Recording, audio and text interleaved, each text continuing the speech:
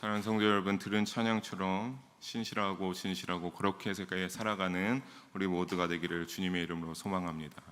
참 이 찬양에 어울리는 마음대로, 그 가사의 마음대로 오늘 말씀을 저에게 하는 말씀으로 또 함께 나눌 마음을 가지고 준비했는데, 함께 진실된 믿음을 소유하라라고 하는 제목으로 말씀을 나누어 보도록 하겠습니다. 우리 한 가지 이야기로 오늘 말씀을 시작하고자 합니다. 성도 여러분, 우리 장로님들 사업하시는 분들은 잘 아시는 일들이 될 거라도 생각합니다. 2000년대 초에 미국 경제를 크게 뒤흔든 사건이 하나 있었습니다. 바로 에너지 회사인 엔론이라는 대기업에서 일어났던 사건입니다. 다음 그림과 같이 참 큰 기업이었는데요. 이 당시 엔론은 미국에서 가장 잘 나가는 대기업 중에, 에너지 회사 중에 하나였습니다. 끊임없이 혁신을 시도한다고 홍보하고 매년 발표되는 재무보고서에는 이 기업의 놀라운 성장 수치가 가득 채워져 있었습니다. 이 보고를 듣는 사람들은 어떠했겠습니까? 투자자들은 앞다투어 엔론에게 돈을 맡기고 투자하기 시작했습니다. 직원들은 또 큰 성장을 이루는 회사에 소속되어 있으니까 자부심을 가지고 일했습니다. 심지어 많은 직원들이 어떻게 했냐?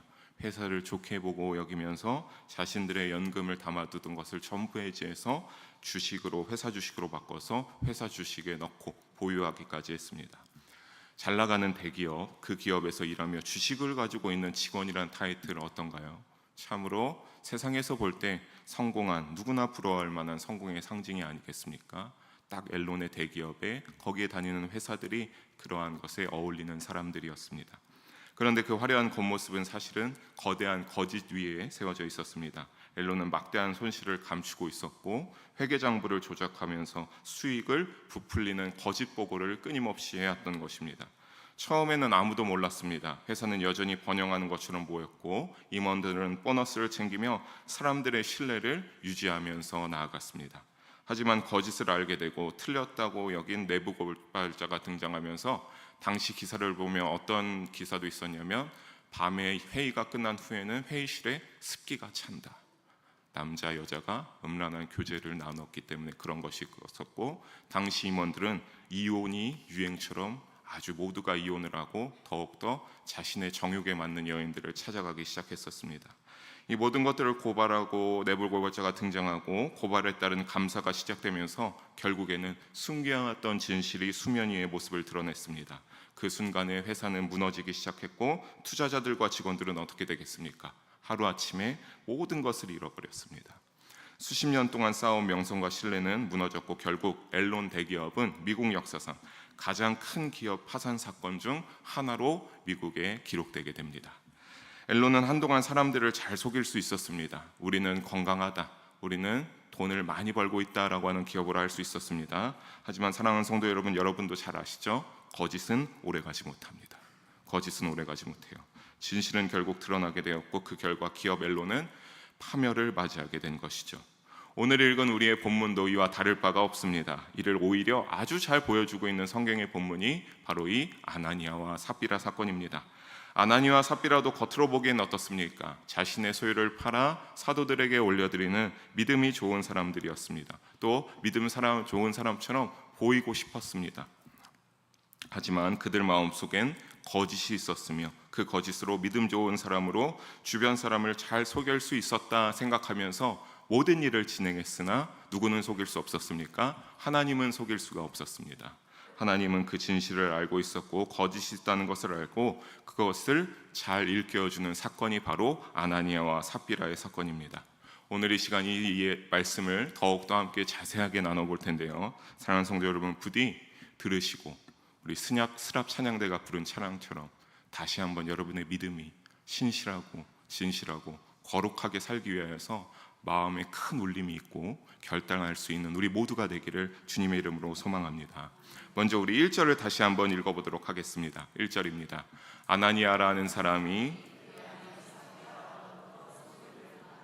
아멘. 오늘 보면 아나니아와 삽비라가 1절에 등장하고 있습니다. 아나니아와 삽비라가 등장해서 무엇을 팔았다라고 했습니까? 그들이 가지고 있던 소유를 팔았다 기록되어 있습니다. 여러분, 이 소유를 팔았다라고 하는 것, 헬라어로 보게 되면 크테마라고 합니다. 크테마.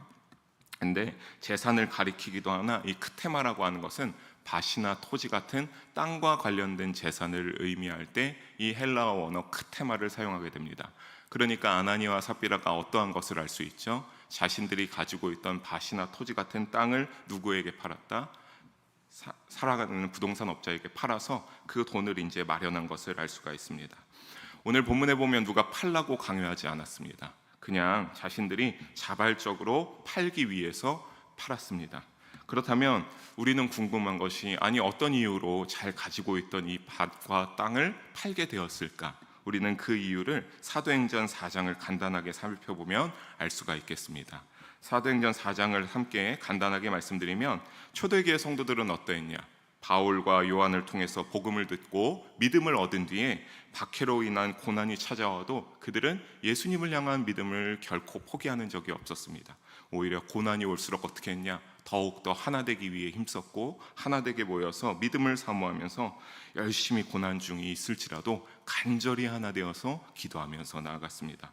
순결한 그들의 믿음과 기도에 누가 임하였겠습니까? 보혜사 성령이 역사하고 충만히 임하기 시작합니다.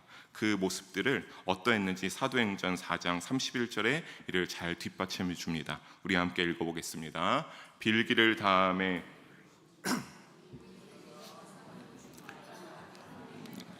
담대히 하나님의 말씀을 전하니라. 아멘.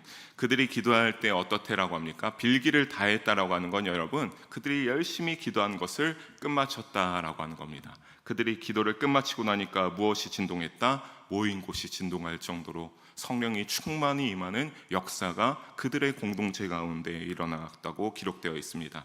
그 결과 이러한 성령이 충만한 공동체, 늘 모여서 열심히 하나님 앞에 믿음으로 기도하며 나아가는 공동체 가운데는 놀라운 일이 일어나기 시작했는데, 32절 이하에서 보듯 초대교회는 어떠했냐?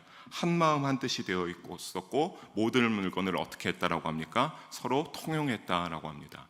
모든 물건을 서로 통용했다라고 하는 것은 내 물건 네 거가 없는 겁니다. 그냥 내 것도 네 것처럼, 저쪽 것도 내 것처럼 그렇게 서로 막 나누면서 쓰기 시작했습니다. 그래서 성도들은 그것을 위하여서 어떻게까지 했냐면 밭과 집을 팔아서 사도들에게 전부 다 내어놓게 되었습니다. 그렇게 되면 사도들은 어떻게 했냐? 이것을 다 받아서 자신들의 맛에 쓴 것이 아니라 여러 성도들, 당시 초대교회 성도들에게 많은 사람들의 한 사람 한 사람 그 가정 가운데 어떠한 상황인지를 잘 살펴서 이 사람에게는 예를 들어서 100만 원이 필요하다 하면 100만 원을 주고, 저 사람은 이 정도까지는 안 와도 10만 원이 필요하다 하면 10만 원을 주면서 각 사정에 맞게 공평하고 정직하게 사도들이 다 이 통용하는 것을 나누어 주기 시작했습니다. 그래서 이러한 일들 가운데 놀라운 것은 앞에 화면처럼 무엇이 없었다고 합니까? 34절에 그 중에 가난한 사람이 없었다. 서로 간에 너무 잘 나누고 그렇게 살아가다 보니까 초대교회 공동체에 속한 사람들은 참 놀랍게도 가난한 사람이 한 사람도 없었습니다. 그러니까 어떤 것을 알 수 있죠? 가난한 사람이 있었다면 그 가난한 사람의 삶이 좀 더 가난해서 극복할 수 있도록 많은 초대교회 성도들이 도와줬고, 부유한 자는 그것을 나누는 이러한 놀라운 서로 통용하는 일이 있었기 때문에 이러한 말씀이 기록되어 있는 겁니다. 이러한 성령 충만한 초대교회 공동체의 모범이 이루어지고 있는 가운데 한 사람이 당당하게 그 이름을 말씀 가운데 올리게 됩니다. 바로 누굽니까? 헌신의 모범으로 소개되는 인물, 36절에 등장하는 바나바입니다. 이 바나바는 여기 본문의 기록 36절에 기록된 대로 구브로 출신의 레위인이었습니다. 밭을 판 전부를 교회에 드렸습니다. 우리가 여기에서 아니 레위족 사람 레위인인데 받은 기업이 없는데 어떻게 이 사람은 밭을 가지고 있느냐라고 생각할 수도 있습니다. 왜냐하면 레위인은 받은 기업이 없기 때문에 그러하죠. 하지만 아마 이것은 학자들의 추측으로는 아마 이 바나바가 어떤 정당한 자신의 방법으로 밭을 구매하고 내 소유로 받게 되었다라고 하는 말이 추측이 되어 있습니다. 어쨌든 중요한 건 뭡니까? 이 위로의 아들이라고 하는 별명이 있는 이 바나바가 이 밭을 판 전부를 어떻게 했습니까? 교회에 들여서 사도 앞에 발 앞에 다 갖다 댔습니다. 위로의 아들이라는 별명답게 그의 이러한 헌신은 초대교회에 큰 위로와 도움을 주는 역사를 일으켰습니다. 은혜에서 일어난 순수한 믿음과 자발적 사랑의 표현이었습니다. 여러분, 누가 강조한 것이 아닙니다. 공산주의적 그 제도에 일어난 것처럼 더 막 내고 이런 것이 아닙니다. 그냥 정말 바나바가 너무나 충만한 은혜를 위하여서 나 이것을 정리하여서 교회 가운데 내고 우리 서로 사랑하는 모든 초대교회 성도가 함께 나누어야겠다라고 해서 그렇게 귀한 결단으로 하나님 앞에 내어둔 것입니다. 이에 귀한 결단으로 바나바는 어떻게 되느냐? 이후에 보게 되면 사도행전에 존귀하게 되어서 사도 바울과 함께 많은 복음 전파에 동역하는 귀한 사명을 감당하는 바나바가 되게 됩니다. 아나니아와 삽비라도 여러분 이 초대교회 성도였으니까 이 모든 것들을 어떻게 했습니까? 이 모습을 보고 들었습니다. 바나바에게 쏟아지는 칭찬과 사람들의 박수 소리를 이 아나니아와 삽비라가 보지 않았겠습니까? 야, 그러면서 어떤 생각이 들었겠습니까? 나도 저것을 누리고 싶다. 당시에 많은 사람들이 밭과 집을 팔아서 그렇게 다 갖다 내니까 이 아나니아와 삽비라도 그러한 마음을 보면서 나도 저렇게 박수 소리를 듣고 많은 사람들의 축복한다는 그러한 말을 듣고 싶다는 생각이 들어서 그들은 어떻게 합니까? 결단했습니다. 서로 이야기해서 땅을 팔고 받은 값을 우리도 어떻게 했자? 사도들에게 갖다가 바치자라고 아나니아와 삽비라가 결단합니다. 근데 문제가 한 가지 있죠. 어떤 문제인지 우리 2절을 함께 읽어보도록 하겠습니다. 2절의 말씀입니다. 그 값에서 얼마를 감춤해. 아멘. 우리가 이것을 보면 얼마를 감추었다라고 하는 말씀을 보게 됩니다. 앞선 내용에서 바나바가 소유를 팔아 정리했던 내용과는 상당히 대조적인 분위기죠. 위로의 아들이다. 바나바가 헌신하여서 밭과 집을 정리하여 올려드렸다라고 하는 것과 다르게 얼마를 감춤해라고 하는 대조적인 내용이 전개되고 있습니다. 감춤에 있는 헬라어 원어로 에노스피사토인데 이 단어의 원형은 노스피조라는 앞에 자막과 같은 구약 헬라어 단어인데 이것이 어디에 쓰였느냐? 여기에 쓰이고 또 70인역에서 여호수아 때 아간이 전리품의 일부를 훔친 범죄 행위 아시죠? 거기에서도 이 노스피조라고 하는 단어가 사용되었습니다. 얼마를 감춤해. 아간이 은과 금과 옷가지를 탐내서 숨겨서 자신만 아는 땅에다가 갖다 부어서 감추는데 이 노스피조라고 하는 단어가 사용되었습니다. 이를 그의 아내 삽비라도 이후에 보게 되면 알더라라고 하는데 이는 남편 아나니의 감추는 일에 아내도 알더라. 어떤 것을 알려주고 있는 겁니까? 아내도 공모했다. 말리는 것이 아니라 공모했다. 아, 그렇게 하자. 그거 좋은 생각이다. 우리가 예를 들면 참 1,000만 원이라는 돈이 나왔을 때 100만 원만 갖다가 내고 나머지 900만 원은 우리의 일을 위하여 쓰자라고 아내도 동조한 겁니다. 사랑하는 성도 여러분, 이게 사실 잘못된 겁니까? 잘못된 것일까요? 이 소유는 아나니아와 삽비라에게 있습니다. 일부를 감추고 일부만 가져다가 초대교회 성도들이 했던 것처럼 결국에는 일부를 전부인 양 갖다가 바치는데 엄밀히 따지면 이건 아나니아와 삽비라의 권리가 있기에 자신들의 재산에 대해서 임의대로 사용할 권리가 있는 것이기에 우리가 그러한 관점에서만 본다면 크게 잘못된 것은 아니지 않을까 싶습니다. 하지만 문제는 뭡니까? 얼마를 감추고 얼마가 전부인 양 사도 베드로 사도 앞에 갖다 놨을 때 봉헌했는데 베드로 사도의 입에서 의외의 대답이 나오게 됩니다. 우리 3절의 말씀 함께 읽어보도록 하겠습니다. 3절입니다. 베드로가 이르되 아나니아야 어찌하여 사탄이 내 마음에 가득하여 내가 성령을 속이고 땅값 얼마를 감추었느냐. 아멘. 베드로는 성령의 충만함을 옷 입고 있는 사도였습니다. 그러니까 아마 이가 어떻게 알게 되었을까?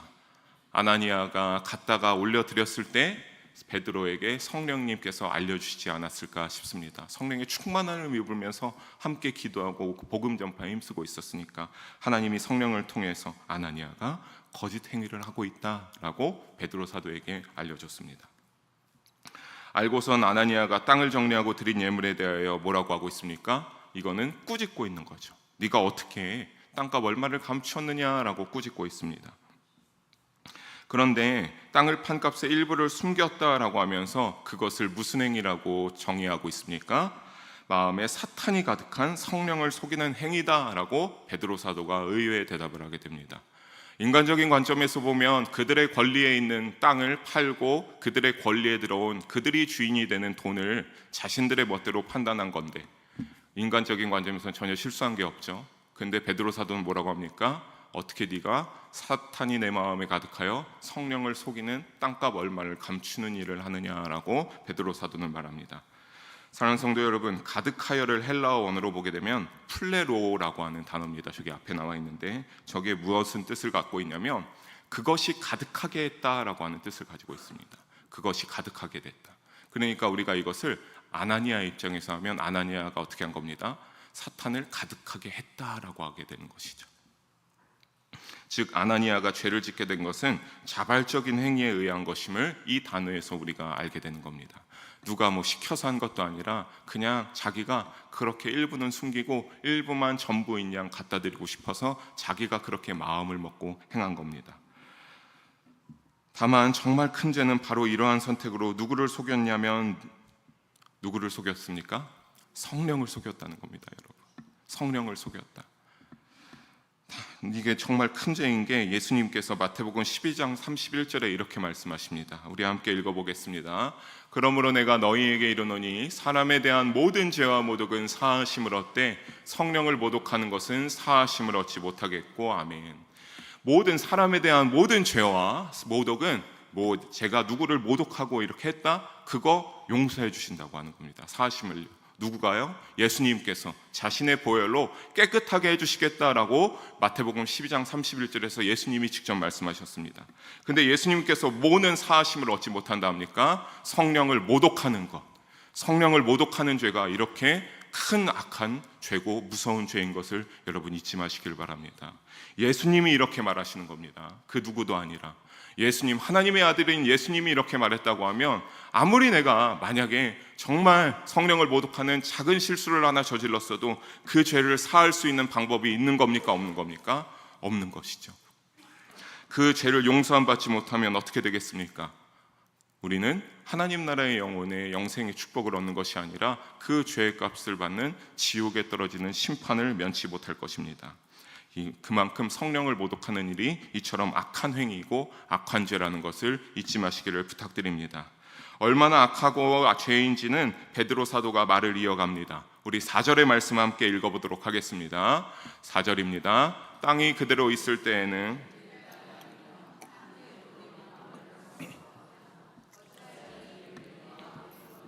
사람에게 거짓말하는 것이 아니요 하나님께로다. 아멘.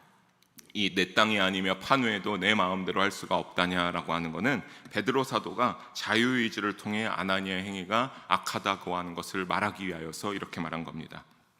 땅의 소유는 아나니아에게 있기에 누구의 것이었습니까? 그의 것이었으며 땅을 판 후에 받은 값도 자신의 마음대로 할 수 있습니다. 선택 속에 자유의지로 내린 결정은 자기 몫을 떼고 어떻게 했습니까? 일부를 전부인 양 사도에게 드리는 거짓 봉헌이었습니다. 이런 것은 인간적인 실수로 여길 수도 있습니다. 하지만 베드로 사도가 이어서 말하는 것은 무엇입니까? 성령의 모독의 죄에서 하나가 더 핵심적인 죄악이 추가되고 있습니다. 어떤 핵심적인 죄악입니까? 바로 하나님을 향하여 무엇을 했다? 거짓말을 했다라고 하는 점입니다. 너가 사람에게 거짓말한 게 아니다. 너의 지금 이 행위가 하나님을 향하여 거짓말을 하고 있다라고 베드로 사도가 그 죄를 지적하고 있습니다.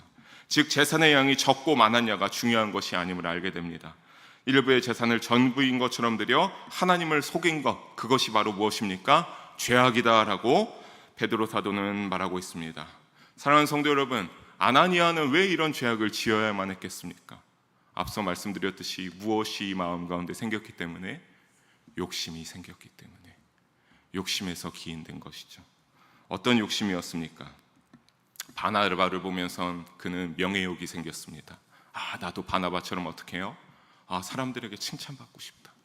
나도 저렇게 헌신하여서 초대교회 분위기 공동체 속에 인정받는 성도가 되어야겠다라고 하는 그 명예욕, 인정받고 싶은 욕심이 그 마음 가운데 자리 잡았습니다. 그런데 그런 것을 토대로 예를 들어서 하나님 앞에 땅을 정리하고 올려드리고자 했다라고 칩시다. 근데 이제 땅을 팔고 돈을 보니까 이제 어떠한 욕심이 차지하게 됩니까? 물질욕이 차지하게 되죠. 다 드리기는 아까운데 다 드리는 거 모르겠지. 조금만 떼어놓고 나도 좀 쓰려고 살아야 되니까 이것만 이렇게 갖다가 드리자라고 하는 욕심 때문에 그렇게 이제 죄를 범하게 됩니다. 사랑하는 성도 여러분, 여러분의 욕심을 경계하시기 바랍니다. 우리라고 다르겠습니까? 얼마나 좋은 것을 누리면서 사시고 싶습니까? 여러분의 손에 얼마나 더 많은 것을 쥐고 싶으면서 살고 싶으십니까? 그것은 누구나 부정할 수 없는 사실입니다. 근데 그 욕심을 통하여서 참 그 욕심이 무서운 게 죄를 향하여서 끊임없이 달리게 만들다라고 하는 것을 우리가 여기서 조금은 헤아려 볼 수 있죠.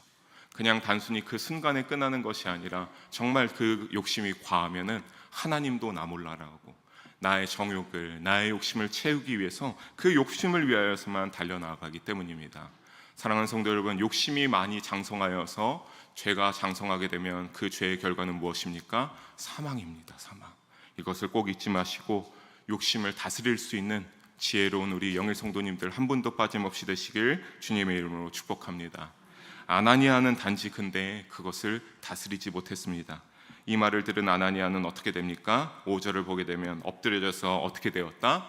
혼이 떠나게 되는 즉각적인 죽음을 맞이하게 되고, 6절 주변에 있던 젊은 사람들이 아나니아의 시신을 싸서 메고 나가 장사를 지내게 됩니다. 당시에는 이스라엘 영내에 묻히고 싶은 거는 그냥 일반 사람들은 누구도 묻힐 수가 없었습니다. 왕이나 제사장 같은 사람들만 이스라엘 영내에 묻혀서 거기에 어떠한 무덤의 기념비를 이렇게 만들어줄 수 있었죠. 근데 아나니아는 그런 것이 되지도 않으니까 좀 성 밖에 있는 그런 곳에 장사를 지내야만 했는데, 하나님에게 죄를 지은 자니까 아마 조금 더 비참한 장례를 치르지 않았을까 싶습니다. 초대교회 현장에서 이 사건을 목격한 이들로 인하여서 소문은 어떻게 되었다라고 합니까? 급속하게 퍼져나갔고 모두가 두려워하게 되었습니다. 참으로 무섭다. 어떻게 이런 일이 일어났을까? 그들의 마음 가운데 두려움이 가득하게 되는데, 어떤 두려움이겠습니까?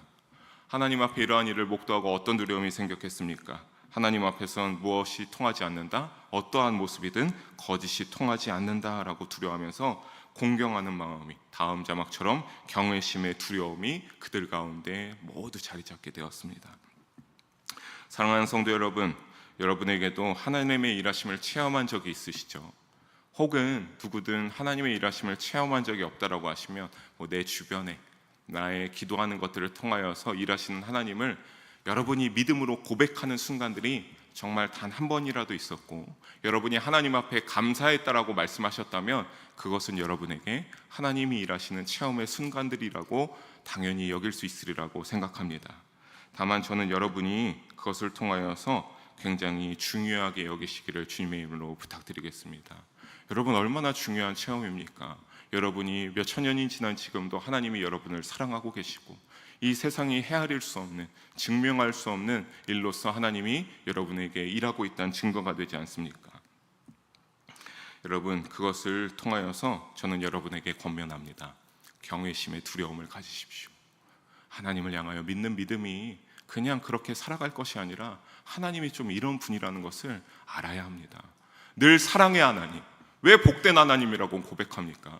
그러고서 그것대로 안 되면은 언제든지 그 값싼 입으로 저주하고 왜 나에게 이런 일을 당하게 하냐고 하고, 여러분, 그거 여러분의 입에서 나올 말이 아닙니다. 참으로 교만하고 건방진 소리죠. 힘들 때는 가서 기도하고 도와달라고 하고, 그것이 안 되면 왜 그러냐고요? 어떻게 여러분 그런 말을 할 수가 있습니까? 여러분의 멋대로 하는 기복적인 신앙입니까? 여러분의 마음 가운데 이 경외심의 두려움이 없기 때문에 그렇습니다. 세상에 헤아릴 수 없는 놀라운 체험을 했다고 하면서 참 감사하다고 하는데, 그것 말고 힘든 일이 일어나오면 인내할 줄 모르고, 하나님 나에게 왜 이런 고난을 주십니까? 왜 내가 이래야 됩니까? 여러분, 회개하시기 바랍니다. 경외심의 두려움으로. 그 가운데 여러분 가만히 생각해보고 그 상황, 너무 이 상황이 힘든데, 근데 그 고난을 잘 들여다보잖아요. 진짜 감사할 게 발견하게 됩니다. 하나님, 내가 다쳤는데, 더 심하게 다칠 수 있었는데 이 정도여서 감사합니다.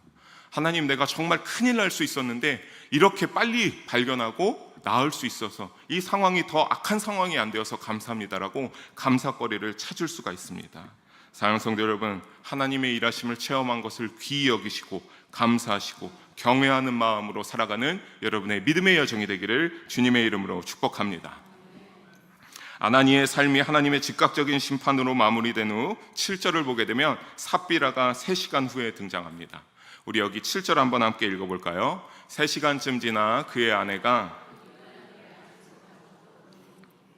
아멘. 근데 노란색 글씨처럼 아내가 왔는데 무엇을 알지 못한다고 합니까? 남편의 죽음을 전혀 알지 못했습니다. 우리가 사람의 도리로서 생각하면 남편이 죽었다라고 하고 생각해 보십시오. 초대교회 공동체 가운데 아나니와 삽비라도 같이 신앙생활하는 이들이 아니었습니까? 그러면은 초대교회 많은 성도들이 이 아나니아의 죽음을 목도하지 않았습니까? 경외심에 두려움이 생기지 않았습니까? 그러면 삽비라 아내에게 말해줄 법도 한데 삽비라가 어쨌든 우리가 여기서 내용상 바라볼 수 있는 것은 몰랐다고 하는 겁니다. 자신의 남편이 죽은지 몰랐다. 이것은 어떤 것을 의미하고 있습니까? 동일한 죄로 인해 그의 마음이, 그의 눈이 어두워져 있음을 암시하여 주고 있습니다. 삽비라가 오는 모습을 보고 베드로는 삽비라에게 묻습니다. 우리 8절의 말씀 이어서 한 번 더 읽어보도록 하겠습니다. 베드로가 이르되 그 땅 판값이 이것뿐이냐 내게 말하라 하니 이르되 예 이것뿐이라 하더라. 아멘. 베드로의 말을 잘 보십시오. 베드로가 뭐라고 합니까? 너 그 땅 판값이 이것뿐이냐? 삽비라야 너 이것뿐이야? 정말로 이것뿐이냐? 여러분, 우리가 이런 말은 여러분의 자녀에게나 어떠한 사람에게 진실을 알고 있을 때 하는 소리입니다. 너 이게 진짜 맞냐? 너 이거 거짓된 거 아니냐? 불신을 가지고 있을 때, 내가 진실을 알고 있어서 그 상대방이 뭔가 소리를 걸 때 기회를 주면서 하는 소리죠. 너 이게 맞냐? 너 진짜 땅 판가 너의 남편이 갖다 줬는데 이게 전부 맞냐라고 하는 겁니다. 베드로 사도가 아주 단호하게 질문하고 있죠. 베드로 사도가 왜 이렇게 단호하게 질문하겠습니까? 베드로의 마음에는 삽비라여도 이 질문으로 인해서 어떠하기를 원한 겁니까? 회개하기를. 아닙니다. 용서하여 주십시오. 내가 참 큰 죄를 저질렀습니다. 내가 다 가지고 온 것이 아니라 저기 숨겼습니다라고 하는 그러한 대답을 듣기 원하지 않았을까 싶습니다. 하지만 삽비라는 뭐라고 대답합니까? 예 이것뿐입니다라고 즉각 대답합니다. 즉각. 예 이것뿐입니다. 더 없습니다라고 즉각 대답합니다. 아주 주저함도 없는 확고한 대답입니다. 즉 우리는 여기에서 삽비라의 마음을 헤아려 볼 수 있죠. 어떠한 상태입니까? 아나니아와 이미 똑같이 성령과 하나님을 속이기로 한 그 죄악에 동참하기로 했기 때문입니다. 그래서 여러분 삽비라도 어떻게 됩니까? 우리 9절에서 10절의 말씀을 함께 다시 한번 읽어볼까요? 베드로가 이르되 너희가 어찌 함께 꾀하여 주의 영을 시험하려 하느냐? 또 너를 메어 내가리라 하니 10절까지 읽어보겠습니다. 곧 그가 베드로의 발 앞에 엎드려져 혼이 떠나는지라 젊은 사람들이 들어와 죽은 것을 보고 메어다가 그의 남편 곁에 장사하니 베드로 사도에게 똑같은 죄악을 지적하며 남편을 장사하고 온 사람들에 의해 메어갈 것이다 라고 9절에 선포하고 나니까 그 자리에서 10절에 어떻게 됩니까? 삽비라도 엎어져서 혼이 떠나가는 죽음을 맞이하게 됩니다. 그리고 그 남편 곁에서 장사하게 됩니다. 사랑하는 성도 여러분, 아나니와 삽비라의 혼이 떠나가며 그 자리에서 죽게 되었다. 이들은 어떻게 되었을까요? 하나님의 나라에 들어갈 수 있었을까요? 아니죠. 하나님 나라에 들어가지 못했을 겁니다.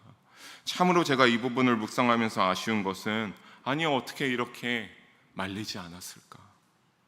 이들도 초대교회 아까 말씀드린 뜨거운 성령의 공동체 가운데 속한 그러한 사람들이었는데 아니 어떻게 이렇게 분별력이 없었을까? 돈에 눈이 어두워서 이럴 수가 있었을까? 사탄을 마음에 받아들이고 했을까? 만약에 삽비라가 그것을 말리기만 했더라도 이러한 일이 일어나지는 않았겠죠. 사랑하는 성도 여러분, 여러분 주위에 사랑하는 이들을 위하여서 믿음으로 깨어 있으시기를 주님의 이름으로 권면합니다. 여러분, 세상 가운데 정말 믿음으로 깨어 있어야 될 줄로 믿습니다. 이렇게 그냥 동참할 것이 아니라 우리 그러죠. 그래 어쩔 수 없지 뭐 해야 된다고 하는데 뭐 자녀들이 해야 된다고 하면 그래 뭐 하고 주의를 빠지면 그래 어쩔 수 없지 뭐 빠지라고. 여러분 어떻게 그렇게 말할 수 있습니까? 여러분이 정말로 입술로 예수님이 나를 구원해 주셨다, 내가 너무나 큰 죄를 지었는데 예수님이 하나님의 은혜로 예수님을 보내주셔서 내가 구원받았다고 말하는 자들이 맞습니까? 여러분 그 신앙이 있다고 하면 자녀들에게 그러지 못하죠. 중요한 건 알겠는데 예배 1시간 드리는 거 어렵냐? 예배 드리고 하나님 앞에 영광 돌리고 가라. 그게 맞는 것이죠. 어떻게 월요일부터 토요일까지 멋대로 살아오고 중요해서 안 된다, 어떻게 그럴 수가 있습니까? 여러분 어떻게 그렇게 정욕에 빠져서 나만 중요하고 그런 중요한 순간들이 오면 그랬대 기다렸다는 시 하나님을 뒤로하고 나만 중요하게 여기는 우리의 모습을 좀 반성해야 됩니다. 어떻게 그럴 수가 있습니까? 하나님 앞에 감사합니다. 예수님이 나의 죄를 구원해 주셨습니다. 그렇게 말하면서 정작 중요한 것은 세상에서 자녀가 잘 나가는 일이요, 세상에서 자녀가 좋은 학교에 들어가는 일이요, 좋은 기업에 들어가는 일이요, 떵떵거리면서 물질의 축복을 받아서 살아가는 것이요. 여러분 성경에 잘 보십시오. 여러분의 자녀에게 그런 축복 당연히 하나님이 주시는 것이지만 여러분의 자녀에게 그런 축복을 주신다고 한 게 아닙니다. 여러분의 자녀에게도 여러분이 받은 축복을 똑같이 전하여 주라고 하는 것은 어떤 축복입니까? 여러분이 구원의 축복을 누린 것, 내가 믿음으로 잘 살아가면, 세상이 인정해주지 않는 그 믿음으로 살아간다면 언젠가 어떻게 된다? 내가 하나님 나라의 영생에 들어갈 수 있다. 그거를 하나님이 자녀들에게 알려주라고 하지. 무엇이 중요한 겁니까? 우리는 진짜 반성해야 됩니다. 오늘 이 시대에 여러분, 이 아나니와 삽비라처럼 서로 동조할 것이 아니라 어떻게 해야 되는 겁니까? 믿음으로 깨어 있으십시오. 분별하셔서 올바른 믿음의 하나님이 기뻐할 바른 입술에서 나오는 소리를 자녀들 가운데, 여러분의 주변 지인들에게 선포할 수 있는 여러분이 되기를 주님의 이름으로 축복합니다. 하나님의 아나니의 삶이 이렇게 즉각적인 심판으로 마무리된 후 7절 안에 삽비라가 3시간 후에 등장하고 죽게 되고, 이제 그것을 보고 나서 11절을 보게 되면 뭐라고 알려주고 있습니까? 이러한 모든 일을 듣고 우리 함께 읽어볼까요? 온 교회와 이를 듣는 사람들이 다 크게 두려워하니라 라고 합니다. 여러분, 목격한 사람들에 의해서 이게 정말 놀라운 일이니까 정말 순식간에 막 퍼져나가기 시작합니다. 그런데 앞서서 이게 비슷한 말이 있었죠. 그때는 그냥 주변 사람들에게만 퍼져나간다라고만 했었죠. 근데 여기서는 뭐가 붙어 있습니까? 교회가 추가되었습니다. 당시에 초대교회 공동체가 추가되었습니다. 초대교회 공동체 모든 사람들까지, 그러니까 두려워하는, 아까 말한 그 경외하는 두려움이 생기게 된 것입니다. 그러니까 어떤 겁니까? 이 초대교회 성도들은 확실하게 깨닫게 된 겁니다. 우리가 하나님 앞에서 결코 무엇을 행해서는 안 되는구나, 거짓을 행해서는 안 되는구나, 우리가 더욱더 거짓되지 않은 순결한 삶을 살아야겠구나라고 그들이 각성하는 순간이 바로 아나니아와 삽비라의 사건이 됩니다. 그래서 그들은 순결하고 진실한 믿음으로 그들이 더욱더 초대교회 공동체가 하나님의 굳건한 믿음의 반석 위에 세워지게 됩니다. 사랑하는 성도 여러분, 인류의 역사와 우리의 삶을 보면 아나니아와 삽비라의 이러한 모습의 사건의 그림자는 사실 낯설지가 않습니다. 제가 좀 전에도 목소리 높여 말했지만 늘 우리 가운데 지금도 여전히 비슷한 행동들을 우리가 행하고 있기 때문입니다. 구약의 성경에서도 참으로 이러한 일들을 많이 행하는 자들이 있었습니다. 구약에 여러분, 첫 인류의 사람이 되는 아담과 하와는 에덴 동산에서 다음 자막에 보면요, 선악과에 대한 욕심으로 먹고 나서 아나니아와 삽비라처럼 선악과를 먹지 않았다고 하나님을 속이려고 했습니다. 결국 이들은 어떻게 됩니까? 동산 밖으로 쫓겨나고 이들의 거짓에서 시작된 범죄로 죄의 사망이 오늘까지 우리에게 모두 임하게 되었습니다. 여호수아 7장에 또 아간이 나오게 되는데, 아간은 어떻습니까? 아나니아와 삽비라가 행한 거짓과 거의 동일한 범죄를 행했죠. 욕심에서 은과 외투와 금을 얼마간 자기 소유로 숨겼습니다. 아간의 이 행위로 어떻게 되는지 아십니까? 이스라엘 백성들이 아이성 전투에서 패하며 그 이스라엘 몇몇 백성들이 목숨을 잃게 되고, 제비를 뽑았을 때 아간이 범죄자로 뽑히면서 아간의 모든 가족들은 진멸당하게 됩니다. 목숨을 바로 그 자리에서 아나니아와 삽비라처럼 즉시 잃게 됩니다. 사랑하는 성도 여러분, 이런 것들이 보면서 여러분 이런 생각이 들 수 있죠. 너무 심한 거 아니야? 그죠? 너무 심한 거 아닙니까? 그죠? 아니, 아까 말씀드린 대로 이 재산 판 거 뭐 한 거 아나니아와 삽비라의 소유에 있는 것이고, 아담과 하와도 생각해보면 어떤 실수로 선악과 따먹은 건 아닙니까? 그리고 아간도 그냥 잠깐 너무나 탐이 나서 이렇게 숨긴 건 아니겠습니까? 근데 하나님이 이런 것들을 크게 쉽게 용서하지 않아요. 왜냐하면 여러분, 이 모든 것들 타이밍이 굉장히 시작하는 단계에 있습니다. 첫 인류였죠. 그리고 여호수아 때에도 이스라엘 백성들이 이제 막 요단강을 건너서 가나안을 차지하고 믿음의 기업을 받기 위한 이스라엘 공동체가 세워지는 시작점이었습니다. 그리고 오늘 아나니와 삽비라도 초대교회 공동체가 이제 성령의 충만함을 받고 막 교회 공동체가 믿음 가운데 서 있을 때였습니다.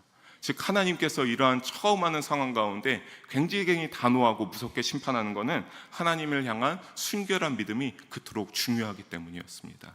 이 순간에 죄가 들어온다고 한다면 이제 막 성장해가는 믿음의 공동체들이 흔들리고 와야 될 것을 아시기 때문에 하나님은 단호하게 죄에서 들어올 틈조차 내어주지 않았던 겁니다.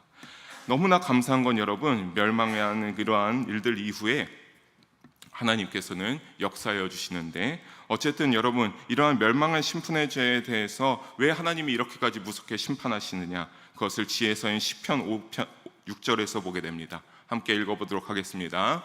거짓말하는 자들을 멸망시키시리이다. 여호와께서는 피 흘리기를 즐기는 자와 속이는 자를 싫어하시나이다. 아멘. 거짓말하는 자에 대해 말씀하시길 멸망할 것이라고 합니다. 하나님께서 속이는 자를 싫어하시기 때문입니다. 사랑하는 성도 여러분, 하나님 앞에 속이지 마시기 바랍니다.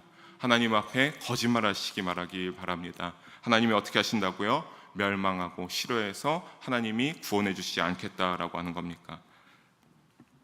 그런데 우리가 그렇다면 여러분, 다시 한번 우리로 돌아와서 여러분, 우리의 예배와 봉사, 헌신은 그렇다면 어떻습니까? 사람을 위해서 하십니까? 아니면 하나님을 위해서 하십니까? 이 질문에 대해서 여러분의 믿음을 다시 한번 좀 잘 들여다보시기 바랍니다. 헌신의 크기가 아니라 헌신의 진실을 보시는 하나님을 우리는 절대 속일 수 없다는 것을 알 수 있기 때문입니다.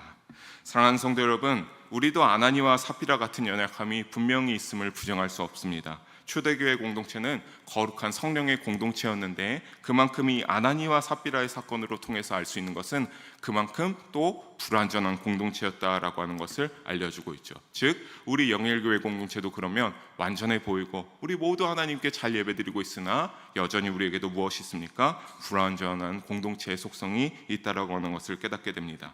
그 속에서 우리에게 제시되는 중요한 영적 교훈은 무엇입니까? 누구를 속여서는 안 된다? 성령과 하나님을 절대 속여서는 안 된다라고 하는 것을 단호하게 알려주시고 있습니다. 초대교회는 이 일을 계기로 진실한 믿음으로 나아야 된다는 하나님의 은총에 순종했고 5절 14절을 보면요, 이 일 이후에 더욱더 많은 이들이 하나님 앞에 나와서 남녀의 큰 무리가 나와 초대교회가 부흥하고 믿음으로 성장하게 되는 역사를 이루게 됩니다.